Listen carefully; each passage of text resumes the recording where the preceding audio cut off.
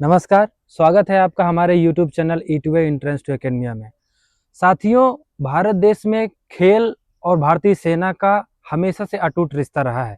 यहाँ तमाम ऐसी शख्सियतें हुई हैं जिन्होंने न सिर्फ भारतीय सेना में सर्विसेज दी हैं, बल्कि खेलों के मैदान में भी पराक्रम का परिचय दिया है। वो शूटिंग में राजवर्धन सिंह राठौर हो, या फिर फील्ड हॉकी में मेजर ध्यानचंद हो, या फिर हमारे सबके चहेते गोल्डन बॉय नीरज चोपड़ा हो। लेकिन आज हम और समीर जिस शख्सियत के बारे में बात करने वाले हैं, उनके बारे में शायद ही लोग जानते हो। ये शख्सियत है हरपाल सिंह कौशिक। इन्होंने न सिर्फ फील्ड हॉकी में ओलंपिक गोल्ड मेडल जीता, बल्कि भारतीय सेना में रहते हुए भारत एवं चीन के युद्ध के दौरान अदम्य साहस का परिचय दिया, और जिस वजह से उनको भारत सरकार द्वारा वीर चक्र से भी नवाजा गया। तो मेरे साथ चर्चा करने के लिए मौजूद है समीर मणि त्रिपाठी। स्वागत है समीर जी आपका। नमस्कार और आभार आप सभी का हमारे इस चैनल ई2वे एंट्रेंस टू एकेडमिया पे। जी, तो समीर, सबसे पहले तो मैं आपसे यही जानना चाहूंगा कि चूंकि हरपाल सिंह कौशिक के बारे में बहुत कम ही लोग जानते हैं। अभी रिसेंटली कुछ सालों पहले एक किताब आई थी कैमोफ्लेज नाम से, जिसमें ऐसे तमाम जो फॉरगॉटन स्टोरीज हैं बैटलफील्ड की, तमाम शख्सियतों के बारे में उसमें चर्चा की गई है। उन्हीं में से एक चर्चा की गई थी हरपाल सिंह कौशिक के बारे में। तो मैं उनके बारे में आपसे जानना चाहूंगा, उनका बचपन कैसा रहा, और वो भारतीय सेना में जब वो सिख रेजिमेंट में जाते हैं तो वो कैसे जाते हैं, उनका वो सफर कैसा रहा। जी, तो हरपाल सिंह कौशिक जी का जो जन्म हुआ था वो 1934 में हुआ था। पंजाब में जालंधर के पास एक खुसरोपुर करके जगह है, खुसरोपुर में उनका जन्म हुआ था। और जैसा कि आप जानते हैं, कुछ समय भारत ब्रिटिश शासन के अधीन था, जगह जगह कैंटोनमेंट थे जो कि आज भी है। तो उस समय जालंधर एक कैंटोनमेंट हुआ करता था, वहां पे हरपाल सिंह कौशिक जी का जन्म हुआ था। और उस टाइम पे आपको पता है क्रिकेट की उतनी क्रेज थी नहीं, और इंडिया उनके जन्म के समय भी 1928 से भारत हॉकी में गोल्ड मेडल जीत रहा था।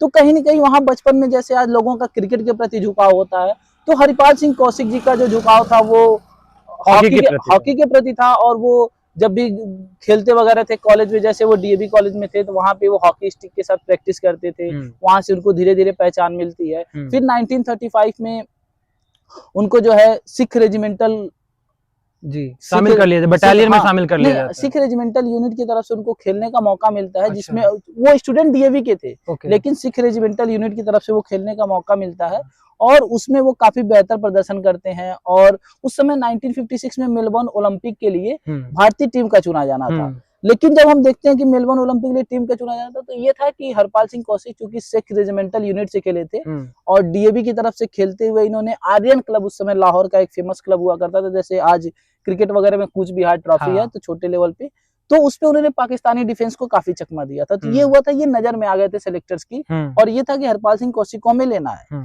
तो 1955 की बात है, लेकिन ये था तब तक ऑफिशियली ये सर्विसेज का हिस्सा नहीं थे हरपाल सिंह कौशिक जी।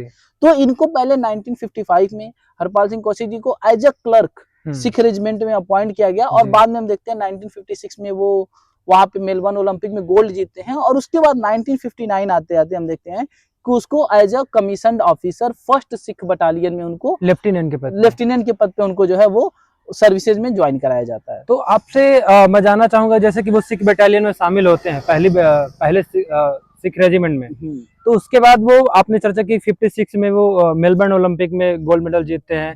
फिर उसके बाद 60 में भी एक फील्ड हॉकी का होता है, जिसमें भारत हालांकि जीत नहीं पाता, उसकी मैं चर्चा करूंगा आपसे।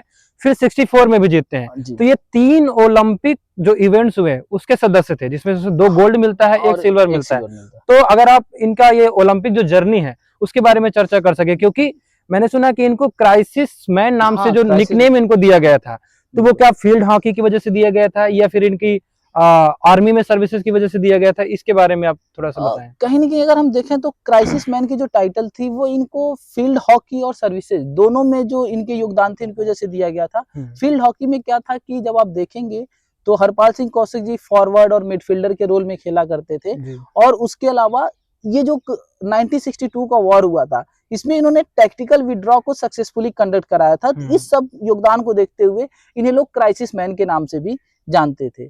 तो 56 में जैसे कि हमको गोल्ड मेडल मिलता है ओलंपिक में, और उस समय ओलंपिक टीम का सदस्य होना और भारतीय जो फील्ड हॉकी है उसका सदस्य होना आज के जैसे मुझे लगता है इतना आसान नहीं रहा होगा, बिल्कुल नहीं रहा होगा। तब जो है वो प्राइम में था। क्योंकि हम 1928 से अपने चर्चा की कैसे हम लगातार 6 गोल्ड मेडल जीत चुके थे जी। और 7वां गोल्ड मेडल हमको 56 में मिलता है और शायद वो 8वां जो है वो 64 में मिलता है और वही हमारा लास्ट गोल्ड मेडल है। उसके बाद एक जीती इंडिया 1980s के आसपास जीती है, मुझे एग्जैक्ट ईयर नहीं याद है। तो एक वो और गोल्ड जीती 6-7 मतलब लगातार जीते हैं। वो लगातार। तो उस समय उस टीम का हिस्सा बनना अपने आप में कितना चुनौती भरा रहा होगा? काफी चुनौतीपूर्ण रहा था। और उस समय जैसे आज आप देखते हैं कि बाकी खेलों में क्या होता है, पहले 40 सदस्यीय टीम बनती है, फिर ट्रेनिंग होती है, फिर उसमें से 35 सदस्य 25 सदस्य, फिर जो है 18 जो मेंबर्स की स्क्वाड होती आती है। तो एक बहुत ही रिगरस सिलेक्शन प्रोसेस था हॉकी इंडिया का उस समय के लिए। और आप देखिए कि सबसे प्राइम फोकस होता था, जैसे आज क्रिकेट का उस जमाने में फील्ड हॉकी का होता था उस तरीके से प्राइम फोकस।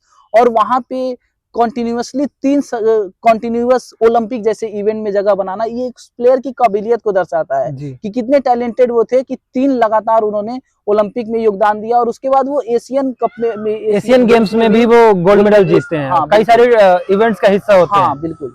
चर्चा समीर मैं आपसे इस बात पे भी करूंगा कि जब 1960 में जो ओलंपिक होता है रोम में जी, तो उसमें भारतीय हॉकी टीम पहली बार ऐसा होता है कि लगातार 6 बार जीतने के बाद वो सिल्वर मेडल पाती है और हारती किससे है? चिर प्रतिद्वंदी पाकिस्तान से। तो उसका क्या प्रभाव पड़ा होगा? क्या उनके मनोबल पे प्रभाव पड़ा होगा एज अ हॉकी प्लेयर? बिल्कुल नहीं, जैसे खेल हुआ या कोई भी हुआ, ये कहा जाता है कि जब आपका पीक आ जाता है तो पीक के बाद कहीं ना कहीं आप डिक्लाइन की तरफ जाते हैं, आपकी स्थिति जो है थोड़ी सी डगमगाती है। लेकिन बात यह है कि लगातार ओलंपिक गोल्ड मेडल जीतने के बाद और कोई खेल इतना पॉपुलर नहीं है। और उसके बाद इंडियन टीम से ये उम्मीद लगा के जाती थी हॉकी जा रहे हैं तो ये गोल्ड मेडल लेके ही आएंगे। ऐसा है नहीं कि हॉकी जा रहे हैं ये खेल के अब जैसे नहीं हम ब्रॉन्ज पे संतुष्ट हो जाते हैं या वो नहीं, तब ये था हॉकी मतलब गोल्ड, क्योंकि इंडिया ने वो स्टैंडर्ड सेट किया था और कोई उसके आसपास ये बड़ी न्यूज बनी थी कि इंडिया हार गई पाकिस्तान से। हिंदू ने फर्स्ट पेज पे आर्टिकल छापा था कि इंडिया हार गई पाकिस्तान से। अच्छा, ये भी देखिए, आप देखिए क्या है उस टीम का हिस्सा होना कि आप जाते हैं और फाइनल में हारते किससे हैं? पाकिस्तान से हारते हैं। आज के समय में जो क्रिकेट को लेके है, जो राइवलरी की बात होती है, उस जमाने में 50s 60s 70s में असली जो हॉकी की राइवलरी होती थी इंडिया पाकिस्तान की खेल के मैदान में, वो हॉकी की होती थी। और ऐसे समय में पाकिस्तान से 1960s के रोम ओलंपिक के फाइनल में हारना, कहीं ना कहीं खिलाड़ियों के ऊपर आप उस मेंटल प्रेशर की कल्पना कीजिए। आज जब एशिया कप होता है तो खिलाड़ी इतने प्रेशर में होते हैं, तो उस जमाने में ओलंपिक का फाइनल हारने के बाद और वो खिलाड़ी जो फील्ड पे रहा हो, उसने देखा हो नजदीक से हार की, और 1-0 से शायद इंडिया हारी थी, वो रघुवीर सिंह का एक बैक फ्लिप था, वो मिस होता है और उसके बाद इंडिया हार जाती है और बहुत सारी आलोचनाएं होती है टीम की। टीम का मोराल बिल्कुल डाउन था। और ऐसी स्थिति में हम देखते हैं कि हरपाल सिंह कौशिक वहां से वापस आते हैं और उसके बाद उनको सेना में भी ज्वाइन करने की बात की जाती है। आई थिंक आगे आप। हाँ, तो जनरली क्या होता है कि जितने भी खिलाड़ी होते हैं उनको फ्रंट में आके युद्ध करने का इतना मौका नहीं मिलता है। पर चूंकि 1962 में जो इंडो चाइना वार हुआ था उसमें उनको बॉर्डर में भी जाने का मौका मिला और उन्होंने युद्ध भी लड़ा और जो युद्धकालीन जो तीसरा सर्वोच्च पुरस्कार है वीर चक्र, उसको भी उनको दिया गया। तो वो किस वजह से दिया गया और उनका इंडो चाइना वार में क्या योगदान रहा उसके बारे में आप जैसा मैंने बताया कि 1959 में इनको सिख रेजिमेंट में एज अ कमीशन्ड ऑफिसर लाया गया था। 1960 रोम ओलंपिक हारने के बाद क्या था कि हॉकी टीम थोड़ी सी सदमे में भी थी और ये था कि अभी कोई हॉकी के मैदान पे ड्यूटीज नहीं थी। और उस समय आप देखिए भारत में एक नई टेंशन बिल्ट हो रही थी। खेल के मैदान से इधर जो हिमालय की तराई थी, जो पूरा हमारा वो तवांग वाला नेफा नॉर्थ ईस्टर्न फ्रंटियर एजेंसी जो कि वर्तमान अरुणाचल प्रदेश है, वो वाला जो हमारा एरिया था वो पूरे तनाव से गुजर रहा था। दलाई लामा को हमने शरण दी थी, चीन जो है अग्रेसिव हो रहा था, एक तरफ तो पंचशील की बात कर रहा था, दूसरी तरफ लगातार अग्रेसिव हो रहा था। ऐसे समय में हमने फॉरवर्ड पोस्ट की पॉलिसी लाई थी। 1960s में क्या होता है कि हरपाल सिंह कौशिक जी को और तवांग रीजन में, जो कि वहां पे एक तरीके से पहला एक तरीके से जिसको फोर्ट्रेस कहा गया था, ठीक है, आप अगर उस समय चाइना वार की किताबें पढ़ेंगे, चाहे वो हिमालयन ब्लंडर हो जो कि एक सर्विंग ऑफिसर ने लिखी थी जो बाद में पकड़े गए थे, इसके अलावा चाहे 1962 the war that never was हो, तो कई सारी किताबें हैं, एंडरसन वगैरह की रिपोर्ट हो, कई सारी किताबें हैं जिसमें ये बात की गई है कि कहीं ना कहीं टैक्टिकल ब्लंडर था एक जो 1962 का वॉर था। हमारी हार की मेजर वजह टैक्टिकल ब्लंडर थी। लेकिन ऐसी सिचुएशन में 1960 में हरपाल सिंह कौशिक जी को तवांग भेजा जाता है और वहां पे इन्हें डेल्टा कंपनी की कमान मिलती है, जिसका मुख्य काम था, पहले तो ये था कि ये फ्रंटियर पोस्ट पे नजर वगैरह रख रहे थे। बाद में हम देखते हैं कि जब चीनी सेना आगे बढ़ने लगी तो इनको एक तोंगपिन करके जगह थी, उस पोस्ट की जिम्मेदारी दी गई थी। और तोंगपिन पे जब 23 अक्टूबर की सुबह को चाइनीज आर्मी हमला करती है, तो अपने सीमित संसाधनों के बावजूद भी, क्योंकि उस समय इतने सारे रिसोर्स मोबिलाइज नहीं हो सकते थे, जो आर्टिलरी सपोर्ट था वो कम था, इतने सीमित सोर्सेज के बाद भी इन्होंने 3 कॉन्जिक्यूटिव जो रेड्स होती थी, जो 3 सक्सेसिव रेड्स थी चाइनीज आर्मी की, या 3 उनकी जो इनिशियल आक्रमण थे, उनको इन्होंने विफल किया अपनी कुशलता के माध्यम से। हालांकि बाद में क्या होता है कि ये वहां मोर्चे पे लड़े रहना चाहते थे, लेकिन जो कमांडर्स थे या बाकी जो चीजें थी, बहुत सारी चीजें हैं जो हमें आर्मी के बारे में नहीं पता है, किसी न किसी वजह से नहीं ये कहा गया कि आप सक्सेसफुली वहां से विड्रॉ कीजिए या रिट्रीट करिए, और ना चाहते हुए भी नहीं वो आदेश मानना पड़ा। लेकिन असली चुनौती यहाँ शुरू थी। एक तो ये था कि आप फ्रंट पे लड़ रहे थे, एनिमी सामने है, आप भी सामने हैं, आप उससे लड़ रहे हैं। अब एक चुनौती आती है कि एनिमी से बचते हुए आपको विड्रॉ करना है, और उसमें आप अपनी लोकेशन को डिस्क्लोज नहीं कर सकते कि आप फायरिंग कर रहे हैं कि एनिमी जान जाए। तो उन्होंने उस विड्रॉ को, जो कि तोंगपिन से हुआ था, उस विड्रॉ को सेला तक सक्सेसफुली कंडक्ट कराया था, जिस वजह से सरकार ने इनके योगदान को पहचाना और इन्हें वीर चक्र दिया था। अब सोचिए कि हरपाल सिंह कौशिक, जो कि हॉकी स्टिक से खेलते थे, उन्होंने बंदूक के दम पे और शायद खेल के मैदान की जो क्षमता थी, जो दिमागी चुनौतियों का सामना करना पड़ता, जो प्रेशर था, वो खेल के मैदान की ट्रेनिंग थी, जिसको उन्होंने ओरिजिनल बैटलफील्ड में भी आज के समय में जो क्रिकेटर्स जो गन सेलिब्रेशन करते हैं, एक प्रकार से ये असली गन सेलिब्रेशन था कि एक हॉकी का खिलाड़ी गन को भी संभाल रहा है और सक्सेसफुली अपने देश के लिए पराक्रम का परिचय दे रहा है।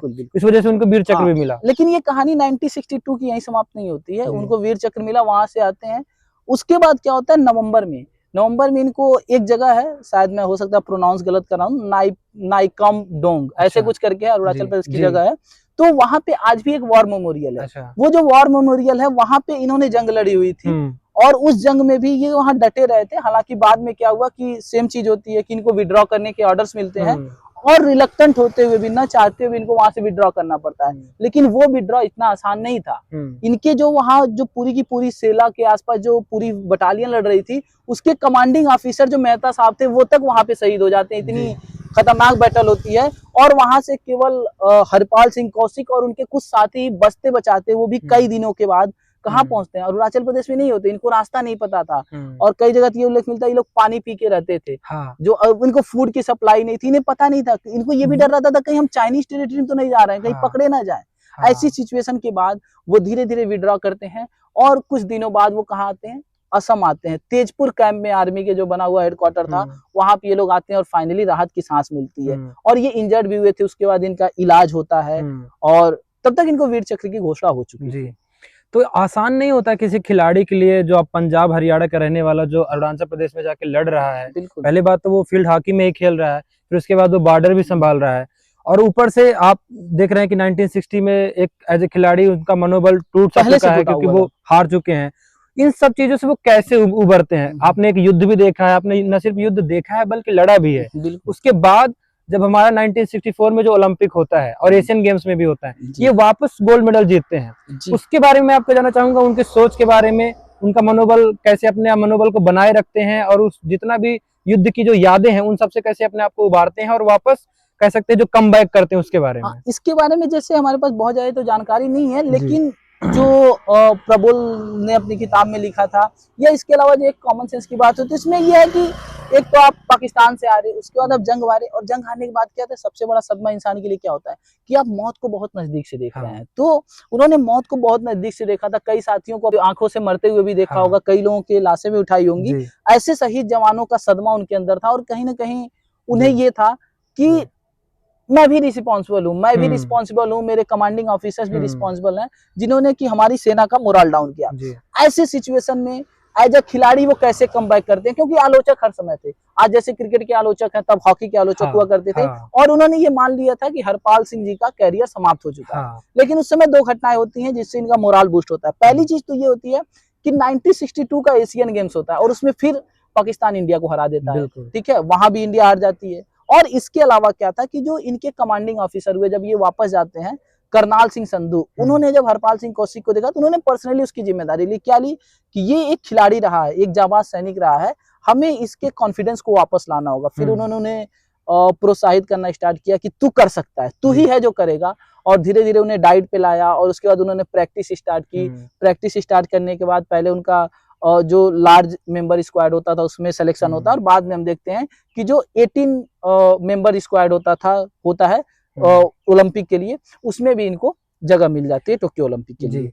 तो जनरली होता क्या है कि कोई भी ऐसा खिलाड़ी हो जो ऐसे इवेंट्स को देखा हो, वो अपने जीवन काल के अंतिम समय में भी लोगों से बातचीत करता है, इंटरव्यू वगैरह करता है, और कई लोग तो किताबें भी लिखते हैं। लेकिन ये ऐसी शख्सियत नहीं है जिन्होंने बहुत कम ही लोगों से रिटायरमेंट होने के बाद बहुत कम लोगों से मिले हैं, अपने गांव परिवार में ही रहे हैं, और जो एज ए टीवी कमेंटेटर भी काम किया है, और एक शुगर फैक्ट्री थी उसके वो मैनेजर पोस्ट में भी थे। एक में थोड़ा सा, वो आपने ओलंपिक जर्नी की बात की, तो शायद थोड़ा सा हम लोग भले ही टाइम से आगे जा रहे हैं, 2-3 मिनट का एक शॉर्ट में जो 1962 की इंडियन टीम की ओलंपिक जर्नी थी उसके बारे में थोड़ा सा हम लोग बात कर लेते हैं, फिर हम लोग इस बातचीत को क्लोज करेंगे। जो टोक्यो ओलंपिक में टीम जाती है वो चरणजीत सिंह के नेतृत्व में जाती है, वो कप्तान होते हैं, और वो जर्नी इतनी आसान नहीं थी। पहले मैच में इंडिया बेल्जियम को हराता तो है, लेकिन उसके बाद जर्मनी और स्पेन इन दोनों से ड्रॉ खेलता है। उसके बाद खराब मौसम थे, और आपको पता है कि इंडियन प्लेयर्स की हम कहानियां सुनते हैं, चाहे वो फुटबॉल रही हो, कहीं भी जूते की बड़ी समस्या होती थी। हालांकि हॉकी टीम सौभाग्यशाली थी, उसको एडिडास ने वहां जूते दिए, वो शायद कुछ जूते की क्वालिटी थी कि जो खराब मौसम में नहीं खेली जा सकती थी, इस वजह से भारतीय टीम को दिक्कतों का सामना करना पड़ रहा था। और हरपाल सिंह कौशिक और हरमिंदर सिंह, दो ऐसे फॉरवर्ड्स थे जिनकी जोड़ी ने कमाल दिखाया था उस पूरे ओलंपिक में। और हम देखते हैं कि टीम इंडिया सेमीफाइनल पहुंचती है, वहां ऑस्ट्रेलिया को 3-1 से हराती है। और आप सोचिए कि 1964 में दोबारा फाइनल किससे होता है? पाकिस्तान से। इंडिया पाकिस्तान, वो पाकिस्तान जिसने 1960s के ओलंपिक में भारत को फाइनल में हराया था, उससे हम 1964 में जाते हैं। और एक बड़ी इंटरेस्टिंग स्टोरी होती है, ये कई जगह आपको इंटरव्यू में मिल जाएगी, उस ओलंपिक के सदस्य रहे हरमिंदर ने ये कहानी सुनाई थी, और ये चीज बाकी जगह भी मेंशन है। क्या है कि जिस दिन फाइनल होता था उसके सुबह के दिन जिन्होंने गोल किया था फाइनल में, मोहिंदर लाल, वो हरमिंदर से बातचीत कर रहे थे, और उन्होंने एक सपना देखा। उन्होंने कहा कि मैंने एक सपना देखा है। क्या देखा है? कि हमें पेनाल्टी स्ट्रोक मिला है, और मैंने उस गेंद को पाकिस्तानी गोलकीपर के ठीक ऊपर से मारा है गोल पोस्ट में। तो जो उनका साथी खिलाड़ी था उसने पूछा ऐसा क्यों, अगल बगल भी मार दो, पूरा गोल पोस्ट खाली है। तो उसने कहा कि जो पाकिस्तानी गोलकीपर है उसकी हाइट थोड़ी छोटी है, वो वहां तक पहुंच नहीं पाएगा। और आयरनी देखिए क्या होता है कि इसके क्या कहें, वो इंस्टिंक्ट कहें या कुछ भी कहें, कि जब फाइनल मैच होता है, पृथ्वीपाल सिंह की गेंद लगती है पाकिस्तानी कप्तान को, भारत को पेनाल्टी स्ट्रोक मिलता है, और उस पे वही मोहिंदर लाल गोल करते हैं, और सेम तरीके से करते हैं, और इस तरीके से इंडिया का रिवेंज पूरा होता है। जी, तो ऐसी बहुत सारी कहानियां इनसे संबंधित है, लेकिन चूंकि ज्यादा पता नहीं है, और जो किताब का जिक्र हमने किया, camouflage the forgotten stories from battlefield, जिसको ऑथर प्रबल दास गुप्ता ने लिखा है, तो सबसे पहले तो ऐसे शख्सियत की कहानी को कागज पे उतारने के लिए दास गुप्ता जी का धन्यवाद। और शायद एक चीज और भी हम लोग दर्शकों को बता दें, फिर हम लोग एंड करते हैं, कि जो हरपाल सिंह कौशिक थे, इसके अलावा भी बाद में इनको अर्जुन अवार्ड भी मिलता है जो खेलों के लिए 1998-99 जी। तो ये तो ऐसे नहीं, भारत सरकार ने तो उनका सम्मान किया ही, और ये हमारे भी वर्ष 2018 तक रहे। वर्ष 2018 में इनका देहांत हुआ, और ज्यादा इनके पब्लिक लाइफ के बारे में लोग नहीं जानते हैं, और कम से कम जो जानकारी हमने दी वो भी प्रबल दास गुप्ता जी की जो किताब आई है उसकी मदद से ही दी है। तो ऐसी तमाम शख्सियतें हिंदुस्तान में रही हैं, और हम ऐसे ही इंटरेस्टिंग वीडियोज और इंटरेस्टिंग पर्सनालिटीज के बारे में कहानियां लाते रहेंगे। अगर आपने हमारा चैनल अभी तक सब्सक्राइब नहीं किया है तो प्लीज उसको सब्सक्राइब करिए, इस वीडियो को लाइक करिए, अपने दोस्तों के साथ शेयर करिए। धन्यवाद।